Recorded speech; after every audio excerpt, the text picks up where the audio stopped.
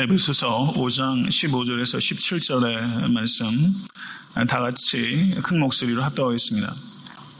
그런즉 너희가 어떻게 행할지를 자세히 주의하여 지혜 없는 자 같이 하지 말고 오직 지혜 있는 자 같이 하여 세월을 아끼라. 때가 악하니라.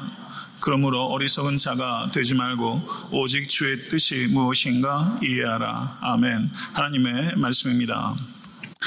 오늘 본문 말씀 에베소서 5장 15절에서 17절은 새로운 피조물로서 성도가 거룩한 삶을 살아야 되는 세 번째 동기에 대해서 말씀하고 있는 부분입니다. 때가 악하기 때문에 성도에게 요구되는 삶은 주의하는 삶입니다. 우리가 살고 있는 이 시대는 마지막 때입니다. 이것을 기억하실 수 있게 간절히 바랍니다. 예수께서 이 땅에 초림하셨을 때 종말이 시작됐고 예수께서 이 땅에 재림하실 때 종말이 완성되는 것입니다. 그러므로 이 땅에 거하는 그리스도인들은 종말과 종말 사이에 살고 있는 존재인 것입니다. 성경에서 주의하다라고 번역되고 있는 성경 언어가 저를 한번 따라 하시죠.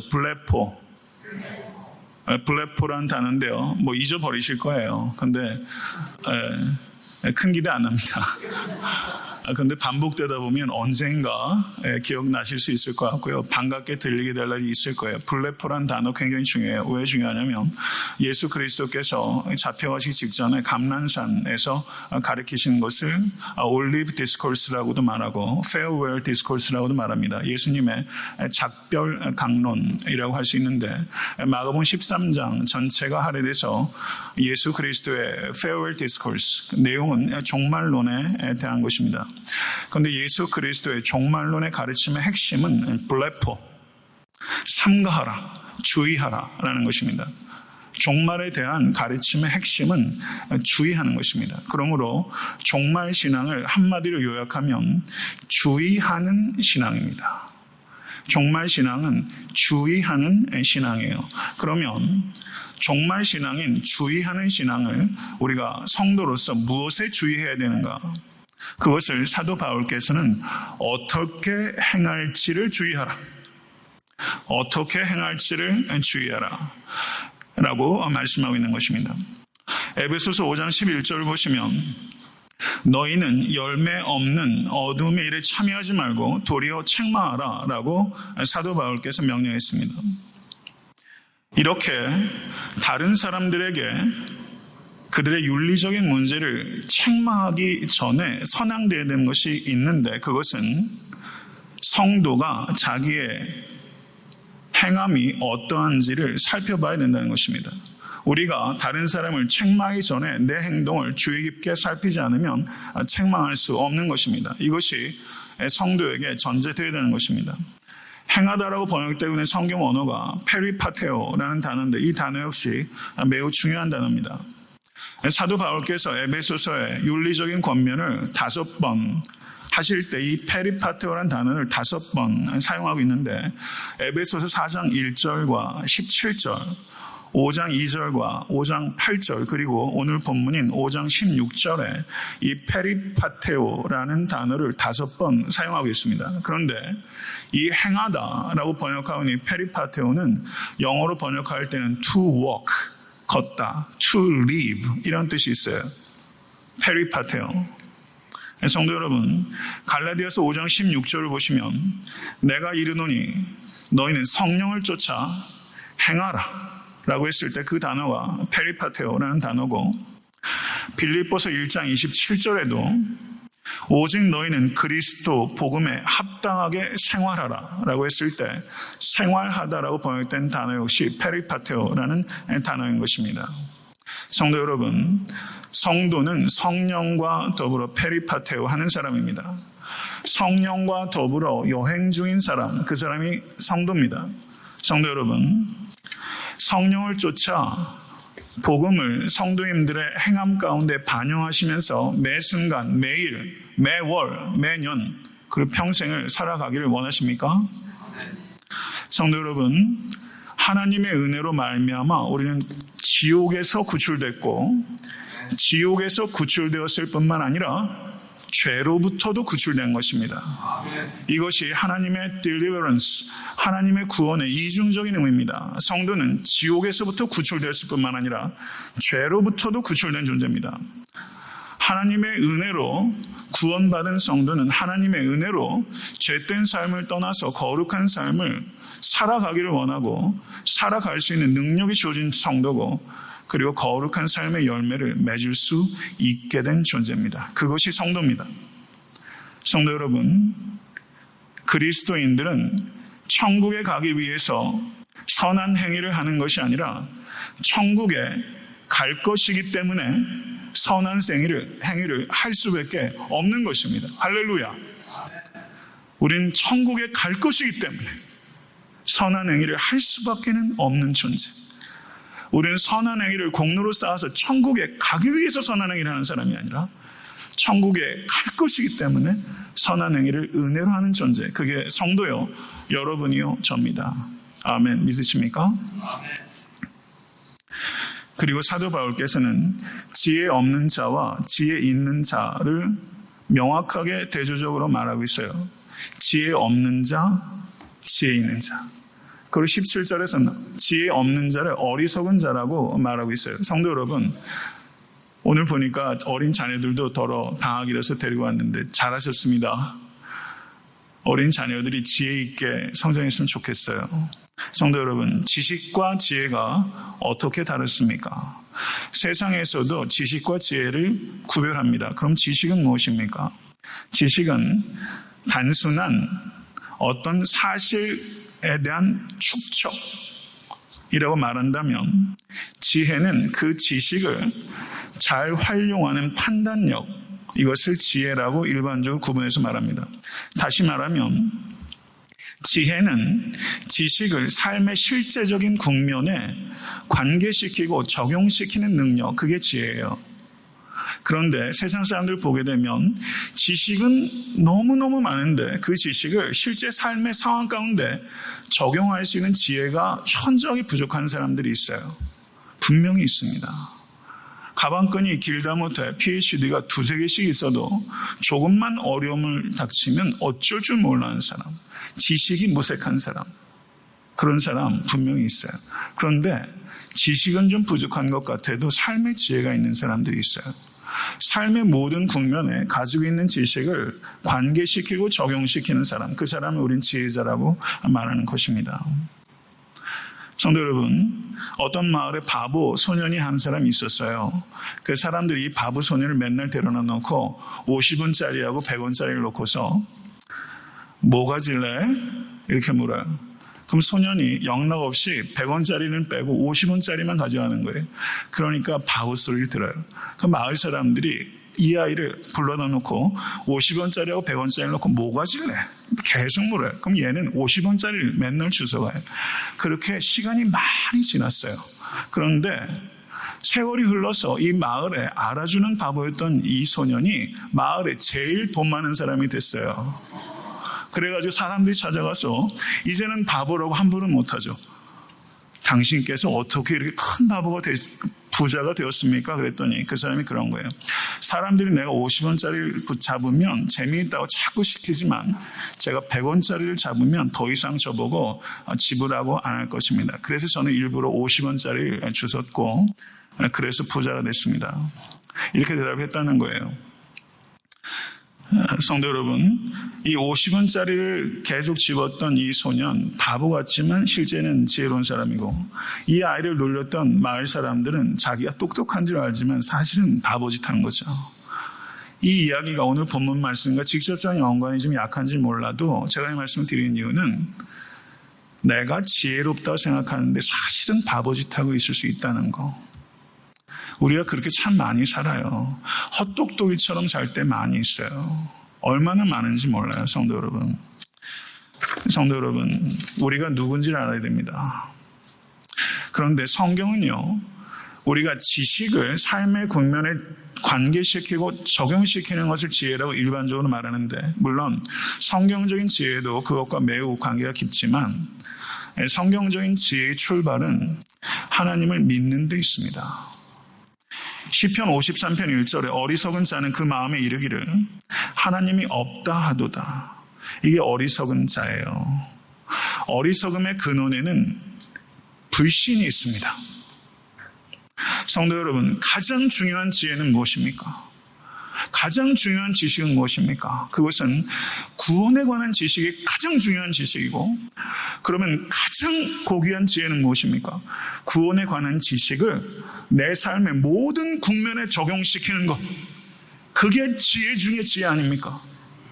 내가 예수 그리스도를 믿음으로 말미암아 값없이 구원을 얻어서 본질상 진노의 자녀였는데 하나님의 자녀가 됐고, 우리가 이 세상 여행하면서 세상 헛것 위에서 경주하는 게 아니라 그리스도의 형상을 그 충만한 분량에까지 달려고 해서 경주하는 것이고, 마침내 이 땅에 그리스도가 다시 오면 우리의 영혼이 성화될 뿐만 아니라 우리의 육신조차 우리가 그토록 보기 원했던 그리스도처럼 변하게 될 것이라는 사실, 이 사실을 내 삶의 국면에 적용시키는 거예요.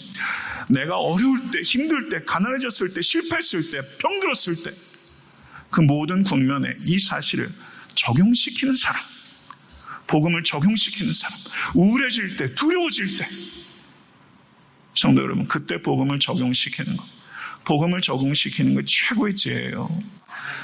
이 일이 제게도 어려울 때가 많이 있어요.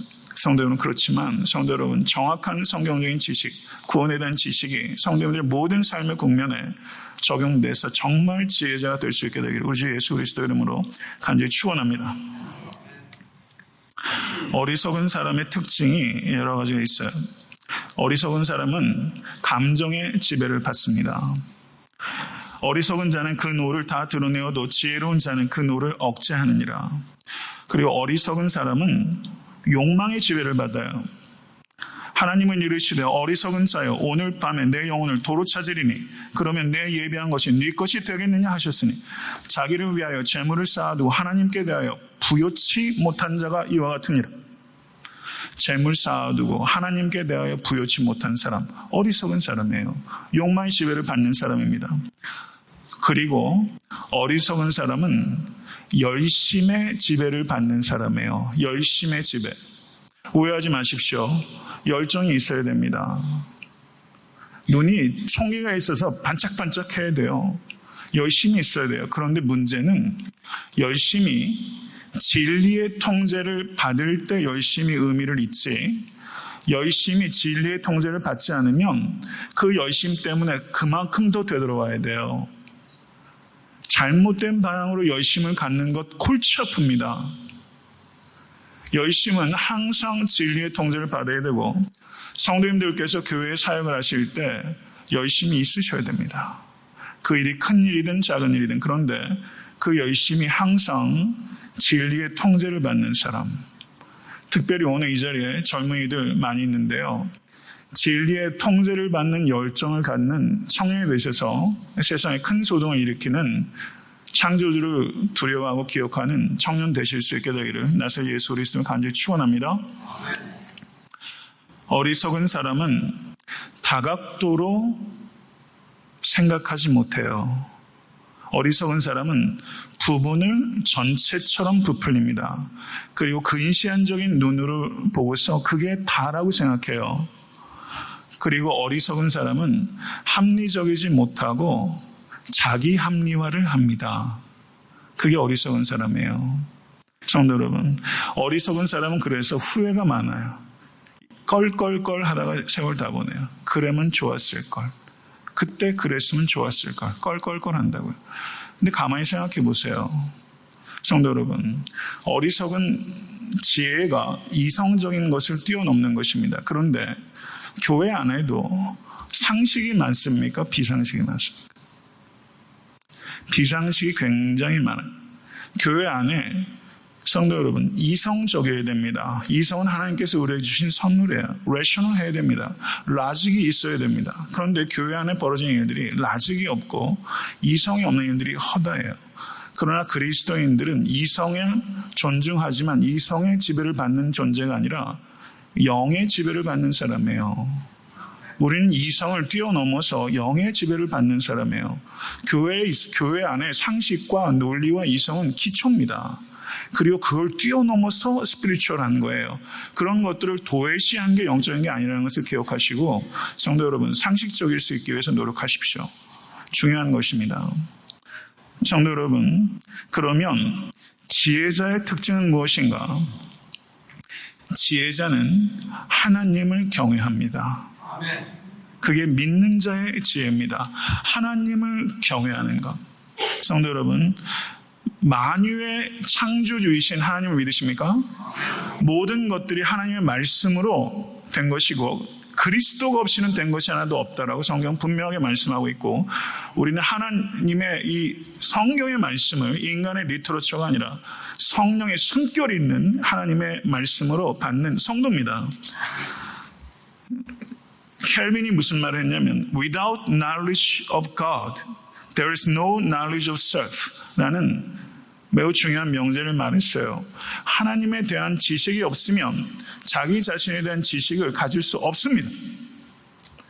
하나님에 대한 지식이 없으면 피조물에 대한 지식을 가질 수 없습니다. 자연과학을 하는데도 한계가 있어요. 인문학을 하는데도 한계가 있어요. 자기 자신에 대해서 사이콜로지 하는데도 한계가 있어요. 부분적으로 알 수 있죠. 그러나 창조주를 모르면 우리는 피조물도 인간도 그리고 자기 자신도 온전히 알 수 없습니다. 하나님을 아는 지식이 모든 지식의 근간이라는 것을 믿으시는 여러분과 제가 될 수 있기를 간절히 바랍니다. 하나님을 부인하게 되면 인간성을 부인하게 됩니다. 한번 신문 한번 열쳐보세요. 거기에 인간이 보입니까? 동물이 보입니까? 신문 한번 계속 보세요. 동물이 더 인간적이에요. 동물이 더 인간적이에요. SF 영화가 다루는 주된 주제가 뭔지 아십니까? 사이보그가 훨씬 인간적이라는 거예요. 인간이 훨씬 로봇과 같이 냉혈해요. 이게 SF 영화, 좋은 영화에서는, 의미 있는 영화에서는 메시지가 그거예요. 인간이 훨씬 더 비인간적인. 성도 여러분, 신분지상을 한번 보세요. 하나님을 부인한 인간은 인간성을 부인하게 되는 것입니다. 한 신학자가 이런 말을 했어요. 저를 한번 따라 하십시오. 하나님을 보고 나를 보았습니다. 좋은 말이죠.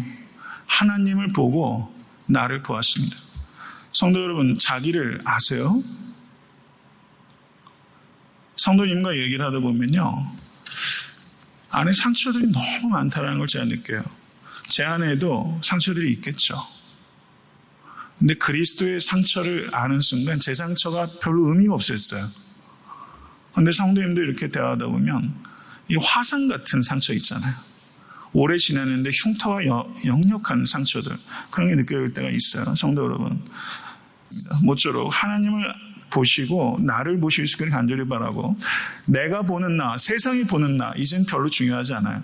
하나님께서 보시는 나, 하나님께서 보시는 나, 그게 우리의 정체성 아닙니까? 그것 가지고 예전 상처 이젠 좀 훌훌 털어버리세요. 극복하세요. 이기세요. 사이키올로지스트 찾아가는 것 뛰어넘으셔서 그리스도께 가세요. 성도 여러분, 지혜자는, 중요한 얘기입니다. 지혜자는 경청의 능력이 탁월해요. 지혜자는 경청의 능력이 탁월해요. 영국의 철학자 토마스 칼라일이라는 사람이 있습니다.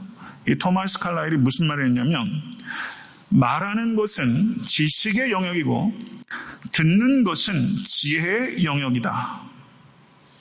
말하는 것은 지식의 영역이고 듣는 것은 지혜의 영역이다. 어떤 게 더 중요하다고 얘기한 거예요?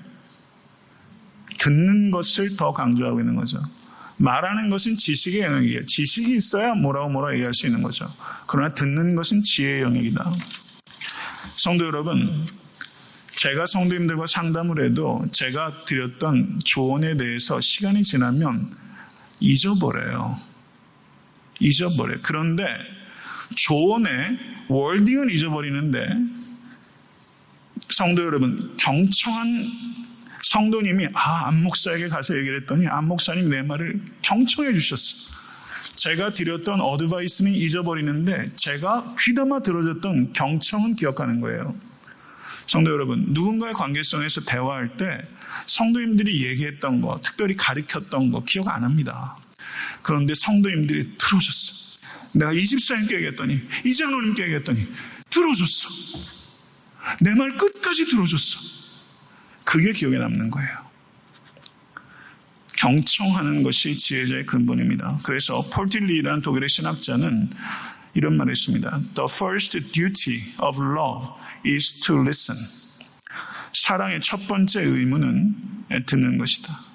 이런 말을 했습니다. 성도 여러분, 제가 애들이 막 말을 배워요. 시끄럽습니다, 집이. 근데 애들이 말을 배우는데 보통 한 얼마 걸려요?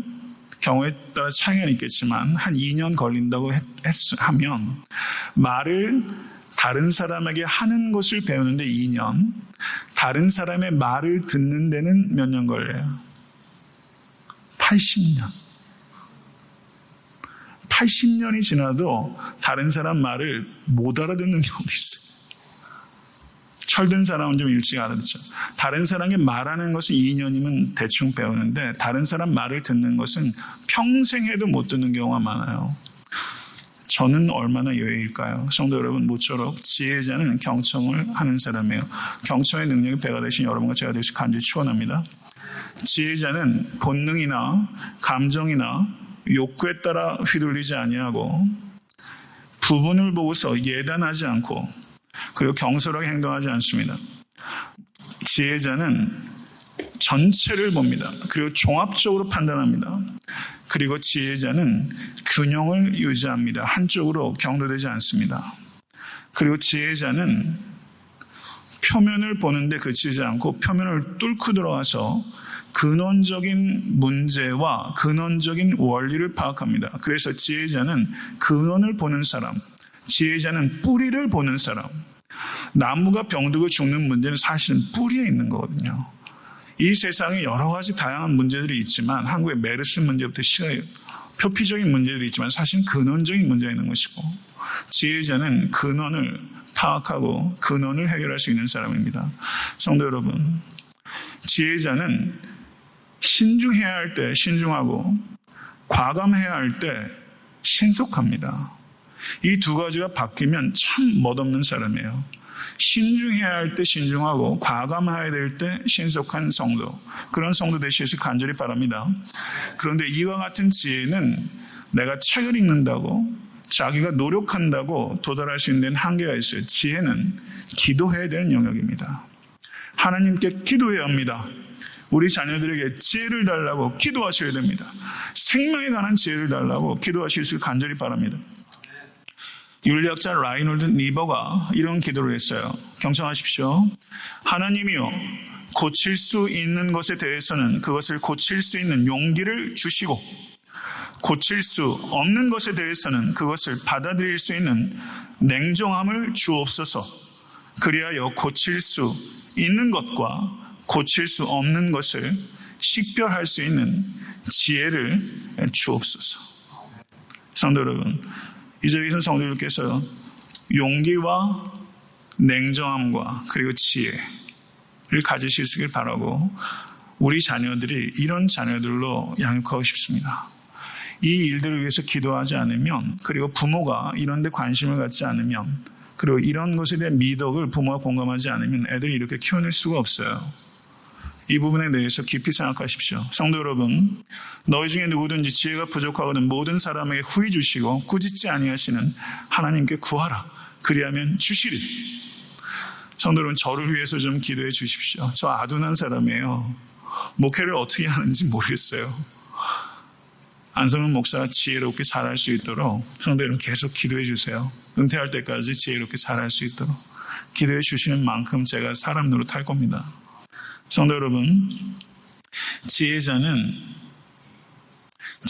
중요한 특징 가운데 하나는 시간을 지혜롭게 활용하는 사람이에요. 그래서 오늘 본문에 때가 악하니라, 세월을 아끼라 라고 했을 때 세월이라고 번역되어 있는 성경어는 카이로스, 실제는 타임입니다. 이것을 우리가 세월이라고 번역한 거예요. 세월을 아끼라, 시간을 아끼라 라고 말한 것인데 시간의 양은 균등합니다. 24 hours. 그런데 시간의 질은 천차만별이에요.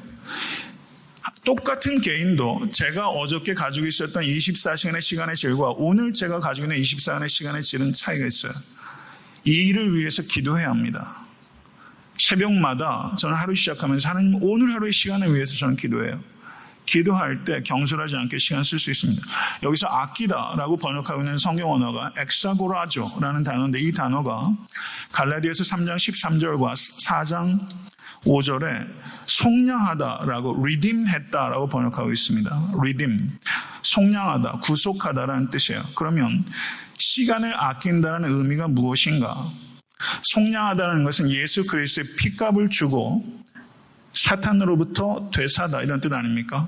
그러면 시간을 엑사고라조 했다는 뜻은 무엇입니까? 그것은 시간을 돈을 치르고 마치 보석을 사는 것 같이 여기고 시간을 아껴서 사용하라 이런 뜻입니다. 그것이 시간을 아끼는 것입니다.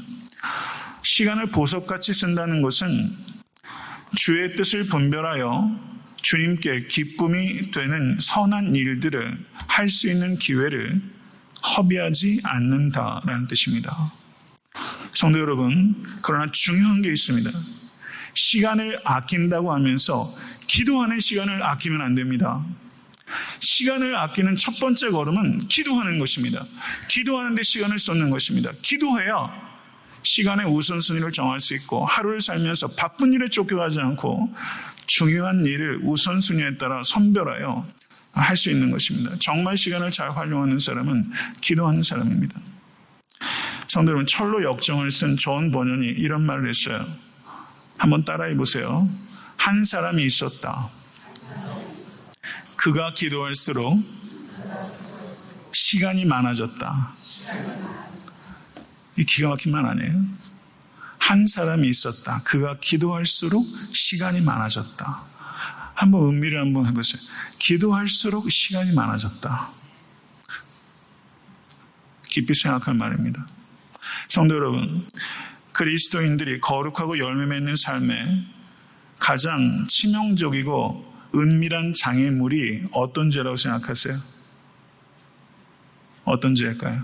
그리스도인들이 거룩하고 열매 맺는 삶의 가장 치명적이고 은밀한 죄.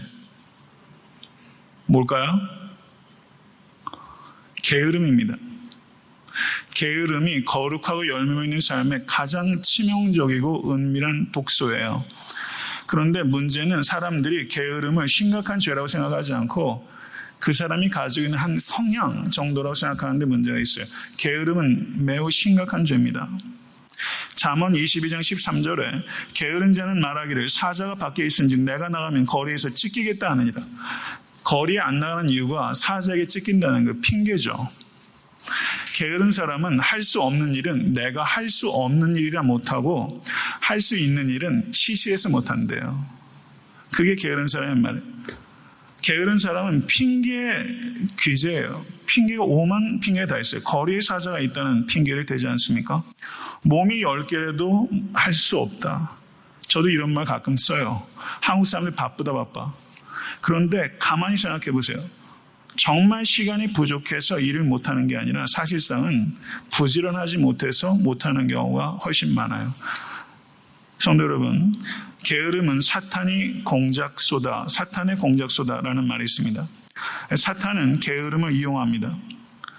게으름에서 시작합니다. 사탄이 항상 하는 말이 오늘 말고 내일 하자. 물론 우리가 지혜롭게 분별해서 오늘 할 수 없는 일 찾아야 되죠. 그런데 사탄은 항상 그런 마음을 모든 일에 부어줘서 오늘 말고 내일 하자고 부추깁니다. 게으른 자가 시험에 잘 들고 게으른 자가 죄의 유혹에 취약합니다. 게으름이 사탄의 공작소라는 것을 기억하셔야 됩니다. 게으르면 육체의 편안함을 쫓게 돼요. 그게 게으름의 출발이죠. 그런데 육체의 편안함에서 끝나게 사탄이 두는 법이 없어요. 육체가 편안해지면 그 다음은 육체의 정욕을 쫓게 합니다. 이게 사탄의 공식이에요. 정말 한번 되새겨 보세요. 육체가 편안하면 거기서 멈추지 않습니다. 육체의 정욕을 쫓아요.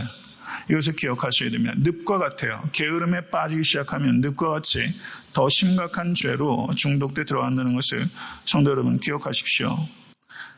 게으름을 이기기 위해서 삶의 비전을 정하시고 구체적인 삶의 목적을 세우시고 그 다음에 열정을 가지고 실천하셔야 됩니다.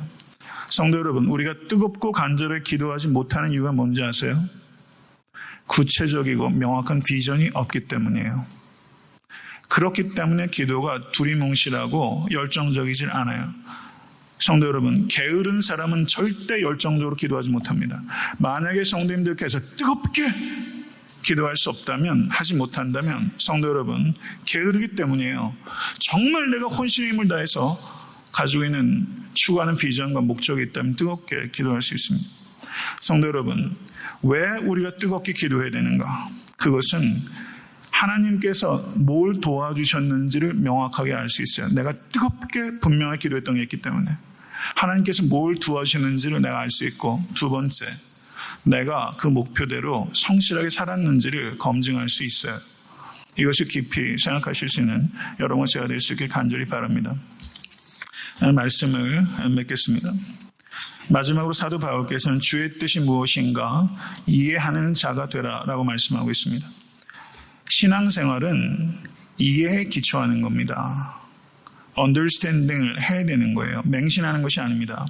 여기서 이해한다라고 된 번역을 보면 쉬니에미라는 단어인데, 우리가 신앙생활을 깊이 들어간다는 것은 지적인 노력이 필요하다는 것을 의미하는 것입니다. 그러나 하나님의 깊은 경륜은 인간의 지적인 노력만 가지고 충분히 알 수 없습니다. 성령님의 조명이 있어야만 되는 것입니다. 하나님의 뜻을 이해하기 위해서 지적인 노력을 할 뿐만 아니라 성령님께 더욱더 의지할 수 있는 모든 권속 되실 수 있게 되기를 간절히 바랍니다. 그리고 하나님의 뜻을 이해하는 것은 이해 자체가 목적이 아니라 이해한 바를 순종하기 위함입니다. 그렇기 때문에 하나님의 뜻 찾기와 하나님의 뜻 따르기는 항상 같이 있을 것인데, 이 두 가지는 항상 같이 있어야 되는 것입니다. 하나님의 뜻을 따르겠다라는 결단이 선행돼야 하나님의 뜻을 찾을 수 있다는 것을 말씀드리는 것입니다. 성도 여러분, 성경과 성령의 감화와 인도, 그리고 성령 충만한 사람들의 조언, 그리고 종합적인 숙고와 기도, 이 네 가지, 성경과 성령의 감화와 인도, 성령 충만한 사람들의 조언, 그리고 종합적인 숙고와 기도, 이와 같은 것들이 바탕이 될 때 주의 뜻을 찾을 수 있게 되는 것입니다. 성도 여러분, 인간은 크게 세 분류로 나눌 수 있습니다. 다른 사람의 뜻에 따라 사는 사람, 자기 뜻에 따라 사는 사람, 하나님의 뜻에 따라 사는 사람. 성도 여러분, 오늘 저녁에 내가 이 세 부류의 인간 부류 중에 어디에 속한 사람인지 깊이 생각하실 수 있는 이 저녁 될 수 있기를 간절히 축원합니다.